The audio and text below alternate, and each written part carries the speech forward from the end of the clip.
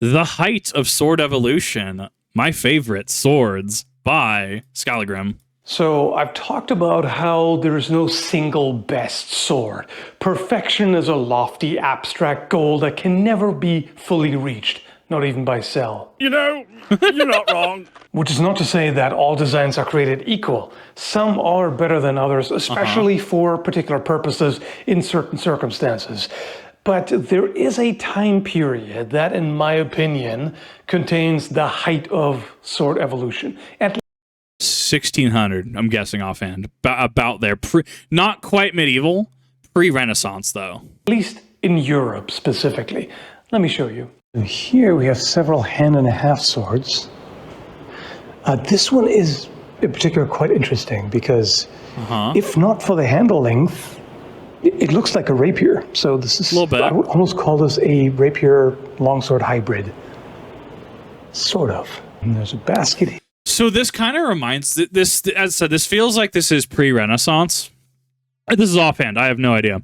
This feels like this is pre-Renaissance but post-medieval, because when we get to certain, like how the certain things like sail guards and stuff, how we eventually got things like the basket hilts, how we went from, say, a longsword into a rapier, right? How that evolution happens. I think that there's a sweet spot somewhere in there, and I think this might be where it's going. That's my opinion going into what this outcome is going to be. Hilted sword. This one has quite a tall crossguard, and there is a complex hilted longsword, or again, hand and a half. Right. I suppose is a better way to put it. I think the term hand and a half can be a little bit nebulous sometimes, but in this case, it's fairly obvious because of the riser right there. So you can see that's a section for the main hand, and then you can hold on to it further up as well. In my opinion, these are pretty much the height of at least long swords. Obviously, you have a long evolution of swords and sabers after that, but to me, this is basically the apex. Also in terms of craftsmanship. Yeah. Not that you don't have well-made, beautiful weapons from later times, but this in particular, there's just something about it. I could just be biased, but just in terms of the evolution of swords, it's at least the height of complexity. Admittedly, I'm using a clumsily literal interpretation of the height of evolution in the sense that evolution is seen as a development from less to more complex. So a complex hilt is, by that definition, more evolved, at least on a literal level. No, I'm not No, I mean, it makes complete sense. I think that that's not necessarily a stretch to describe it as an evolution. Discrediting earlier designs. There is a wealth of well-made, beautiful swords of great historical importance, but there's a distinctive increase in quality, complexity, and variety from the early to the late Middle Ages, which in my opinion reaches its peak in the Renaissance. What about later swords, though? Metallurgy kept improving, especially, of course, toward and beyond the Industrial Revolution. And melee weapons weren't entirely phased out, even when firearms reigned supreme. Sabers were still made and used during the First World War, after all. And I'm guessing some people would argue that later military sabers eclipsed Renaissance swords. Personally, I don't think they can quite rival the impressiveness of the best that Renaissance craftsmanship had to offer, or the height of functional complexity, which makes sense because it was the last era in which melee weapons retained this much importance, at least in Europe. Firearms had already cemented their role on the battlefield, but they hadn't yet overshadowed melee weapons as the primary form of offense. Well, so one of the reasons why SCA, what I do, stops about 1700 is because firearms become a lot more prevalent after that point in time. So you have to look, looking at the evolution of the sword, right? How do we go from, say, a longsword to a rapier, right? Well, I mean, it's going to be going down, say, crowded city streets and stuff. You know, it's not this giant hulking sword at your hip or on your back, right? It's fairly lighter. Your hands are going to be more protected because you have some sort of basket hilt or a little clamshell on it, right? Like, not necessarily the basket hilt, but the one we saw earlier that had what looked like a little bowl on the front of it, right? Like a clamshell on it. Number of reasons why a sword will evolve in the ways that it does. Especially when we had it's why we also can see armor kind of going away after a certain point in time too, where when we look at the evolution of warfare, look at the evolution of weaponry, whether it evolves to a zenith in, say, the Renaissance era for, craftsmanship, etc., and then evolves into a lesser form, say, sabers, stuff like that, things that are less flashy, maybe have a different form and function, right? You look at the events surrounding that. So I would have to have a discussion in regards to events that surrounded that. I think that, going after 1700, just a lot happened in the world. So there's a lot to piggyback that argument from. That's actually going to be one of those fascinating things that I have to delve into. But I do think, we even saw in World War II, right? We had that absolute legend that went into battle against the Nazis with a literal Zweihander. Like, the swords, people still like swords. Swords can still work. Now, and then you can start making the argument, 21-foot roll, which has so many caveats to it that I never advocate for it.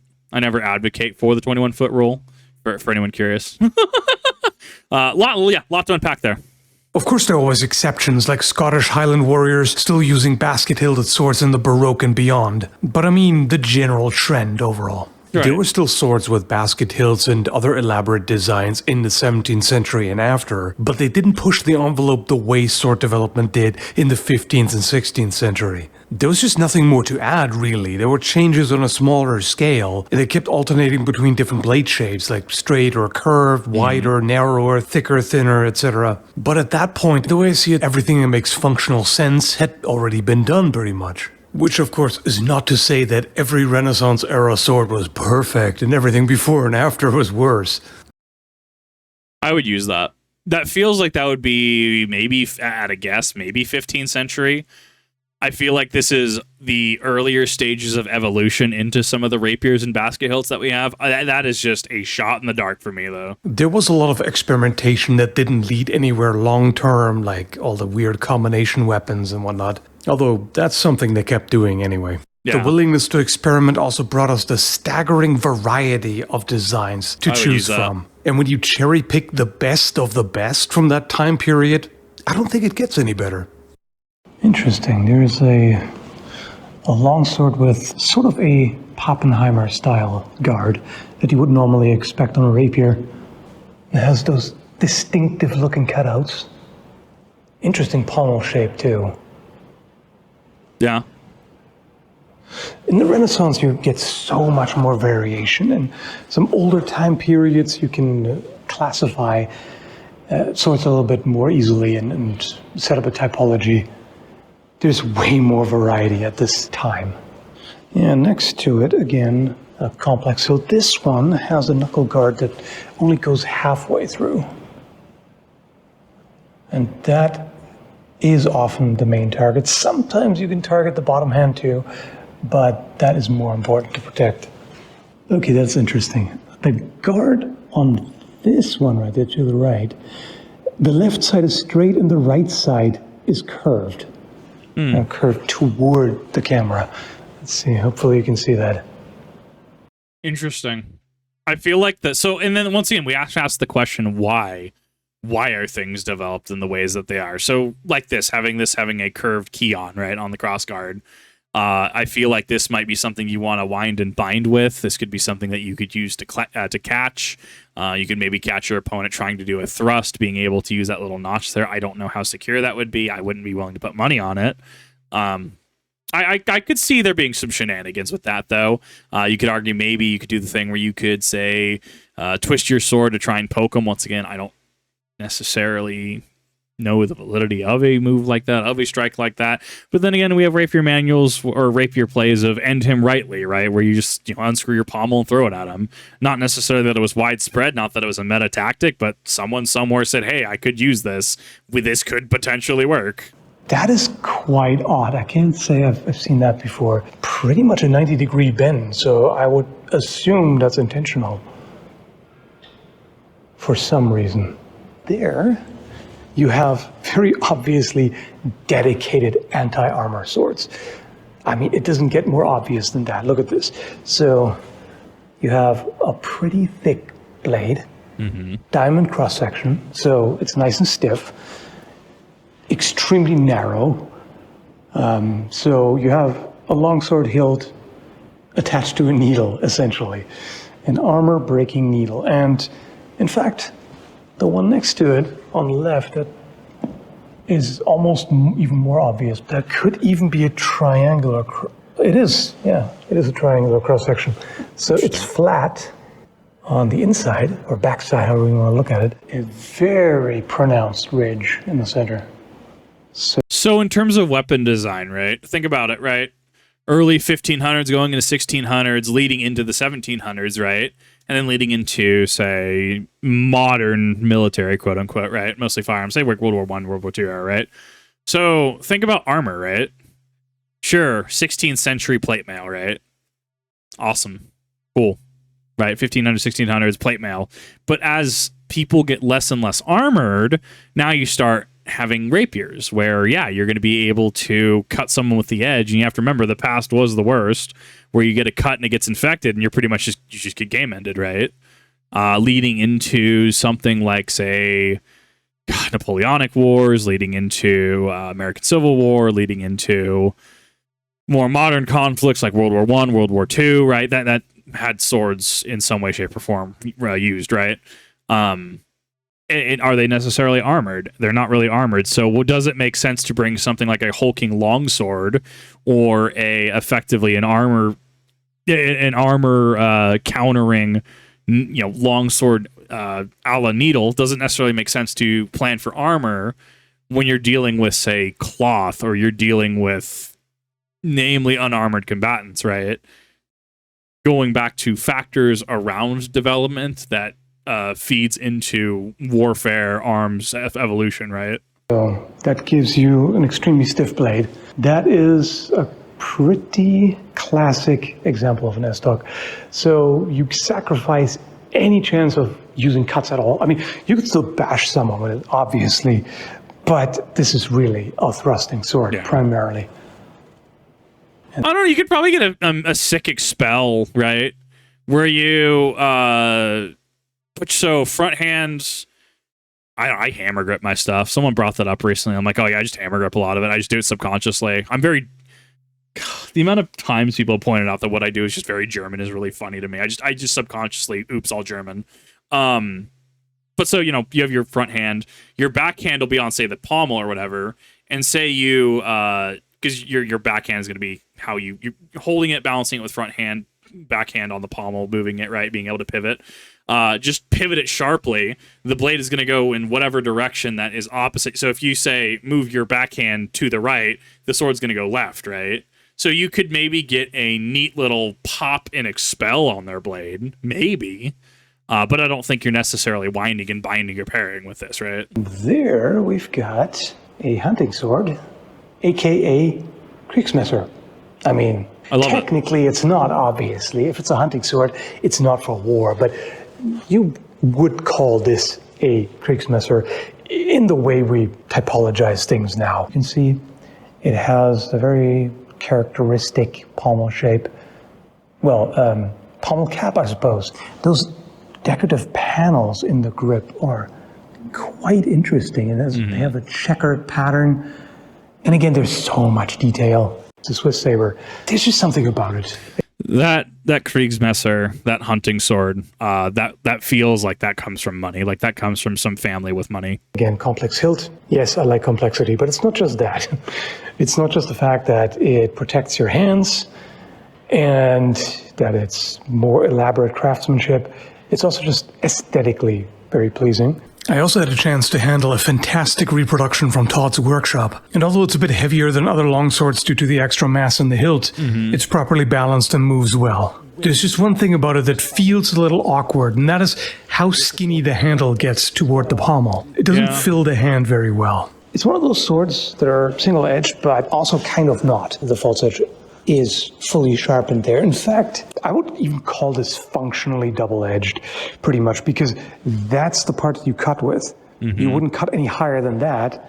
Right. This longsword here looks like it has a ring on one side, and I'm not really sure if I would call that a shell guard or an oversized nagel. Kind of the latter.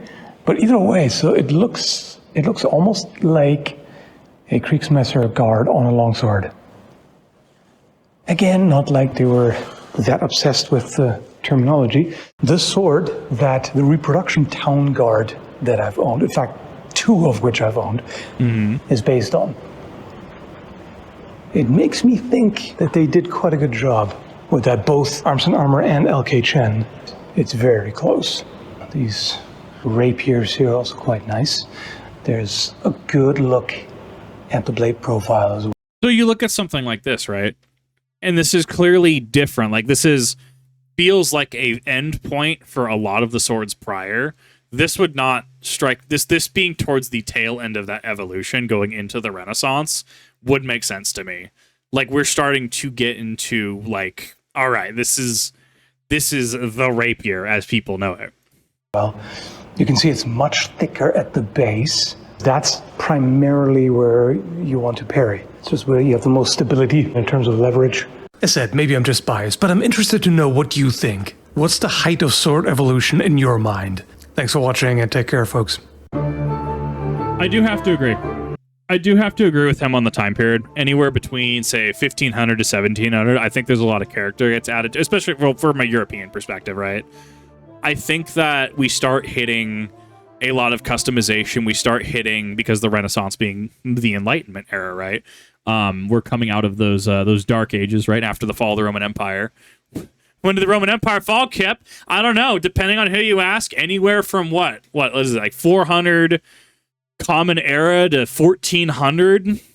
I didn't read the Rise and Fall of the Roman Empire anthology. I'm sorry, I did not. That's one of those that you say, I think it ended in this year. Why do you think that? Well, my research do the talking. Then strap in, shall we? I think that we did hit a lot of really cool things. I did think because we get to see a cross like sword, right? With the cross guard in the middle of it, say longsword style. And then we started to get to see little things added on to it because people were trying to be cognizant, protect their hands and stuff. And we have the clamshell guards. We start getting into rings. We start getting into basket hilts and stuff. We have the swords that do different sizes, thicknesses, curves. Yes, no. And then we lead into things like, the rapier, and we lead to Renaissance era swords. And then after that, obviously, we came down to, like cavalry sabers and stuff like that.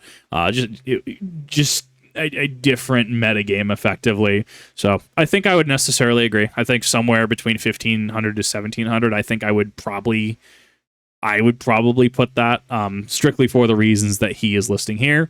If we're talking, I know less about things like Asia. I guess maybe Masamune Munemasa. God, I can't remember who made those. Because metallurgy in Japan has always been interesting. Japan has lacked a lot of resources because island nation, but their metallurgy has been generally pretty good. I would have to actually dive into I'd have to deep dive the actual evolution of swords in that section of the world, but I digress. You should definitely go watch the original by Skallagrim, wink wink, down in the description down below. Thank you, Skallagrim, for putting on such an interesting video. I liked being able to see, just someone go through and kind of explain things. I thought it was really cool. Compared it to my own experiences in SCA. Thank you all for watching. I really do appreciate it. And I totally think I might have forgot to subscribe to him from last video. Definitely go subscribe, wink wink, and I will see you in the next one.